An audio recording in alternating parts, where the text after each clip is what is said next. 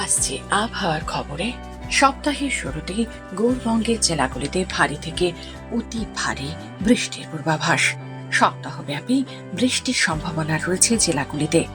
দক্ষিণবঙ্গের সব জেলাতেই বজ্রবিদ্যুৎ সহ হালকা থেকে মাঝারি বৃষ্টির সম্ভাবনা। বজ্রবিদ্যুৎ সহ বৃষ্টির সম্ভাবনা রয়েছে, তবে ভারী বৃষ্টির সম্ভাবনা থাকবে বুধ এবং বৃহস্পতিবার। এমনিতে তো বর্তমানে বাংলা সহ সমগ্র দেশে মৌসুমী বায়ু বিরাজ করছে, আর এর দাপটে কখনো বেশি তো কখনো হালকা বজ্র বিদ্যুৎ সহ বৃষ্টিপাত হচ্ছে জায়গায় জায়গায়। আজ থেকেই ঘটতে চলেছে আবহাওয়ার বড়সড় পরিবর্তন। ভারী বৃষ্টির পূর্বাভাস দক্ষিণবঙ্গের বিস্তীর্ণ অঞ্চল জুড়ে।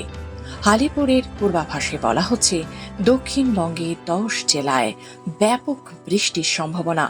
দক্ষিণবঙ্গে যে যে জেলাগুলিতে বৃষ্টি হবে সেগুলো হলো উত্তর ও দক্ষিণ 24 পরগনা, 2 মেদিনীপুর, কলকাতা, বাঁকুড়া, পুরুলিয়া, ঝাড়গ্রাম ও 2 বর্ধমানে।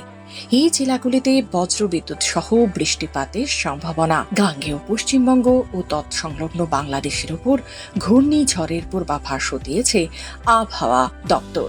জামশেদপুর দীঘা হয়ে বঙ্গোপসাগরে গিয়ে পড়া মৌসুমী অক্ষরেখা রাজ্যে বৃষ্টির কারণ হবে। বর্ষাকাল শুরু হলেও এখনো ঠিকমতো বৃষ্টি হচ্ছে না দক্ষিণবঙ্গের জেলাগুলিতে, যদিও এবার সেই খরা কাটতে চলেছে বলে ইঙ্গিত দিয়েছে আবহাওয়া দপ্তর।